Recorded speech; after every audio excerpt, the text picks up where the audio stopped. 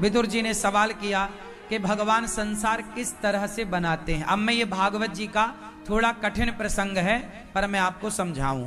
भगवान सबसे पहले नारायण की नाभि से कमल उत्पन्न होता है। भगवान कौन है?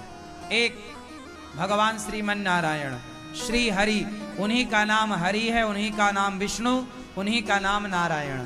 तो मूल में नारायण है, वही राम बने, वही कृष्ण है। भगवान नारायण की नाभि से कमल उत्पन्न होता है। कमल में फिर प्रकट हुए कौन? ब्रह्मा जी। प्रकट तो भगवान ने ही किया, वो कमल में थोड़ी शक्ति थी प्रकट करने की। उस कमल की नाल में ब्रह्मा जी घुसकर देखे हैं, सैकड़ों साल तक उसकी नाल में जाकर उस नाल का पार ना पा सके ब्रह्मा जी कि वो आई कहां से। जब तपस्या की तो पता लगा कि मुझे जन्म देने वाले भगवान हैं। फिर ब्रह्मा जी से भगवान नारायण ने कहा कि आप सृष्टि करिए। तो ब्रह्मा जी ने सृष्टि प्रारंभ की। सबसे पहले ब्रह्मा जी ने भगवान सनकादियों को उत्पन्न किया। सनक, सनंदन, सनातन, सनत कुमार, इन चारों को कहा सृष्टि करो, पर ये 5 साल के ही रहे, ये सृष्टि किए नहीं। तब ब्रह्मा जी ने शिव जी को प्रकट किया। ब्रह्मा जी की भ्रकुटी से, यहां से भगवान शिव का जन्म हुआ।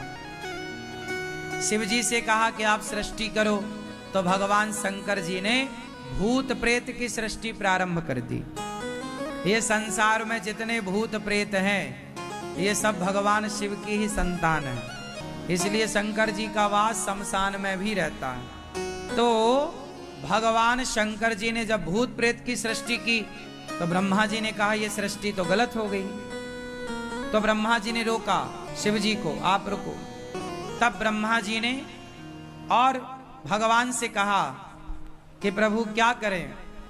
तब भगवत कृपा से ब्रह्मा जी के शरीर से कुछ ऋषि उत्पन्न हुए। फिर ब्रह्मा जी के शरीर से स्त्री पुरुष का जोड़ा उत्पन्न हुआ, जिनका नाम पड़ा मनु और शत्रुपा। ब्रह्मा जी के शरीर से स्त्री पुरुष का जोड़ा पैदा हुआ। दाने अंग से मनु, वाम अंग से शत्रुपा। इन मनु शत्रुपा से ब्रह्मा जी ने कहा कि आप सृष्टि करो। बोले सृष्टि कैसे करें, पृथ्वी तो पाताल में है।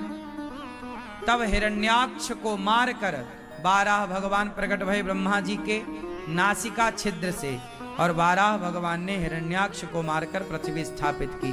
बोलिए 12 भगवान की। तब मनु शत्रुपा ने सृष्टि प्रारंभ की। ब्रह्मा जी ने फिर 10 प्रकार की सृष्टि की। महातत्व की, अहंकार, भूत, सर्ग, इंद्रियों की, मन की, अविद्या की, वृक्षों की, पशु पक्षियों की, मनुष्य की। 4 युग बनाए ब्रह्मा जी ने। अब देखो, आप जब नया नया संसार बनाते हैं तो पूरी व्यवस्था बनानी पड़ती है। समय को विभक्त किया 4 युगों में।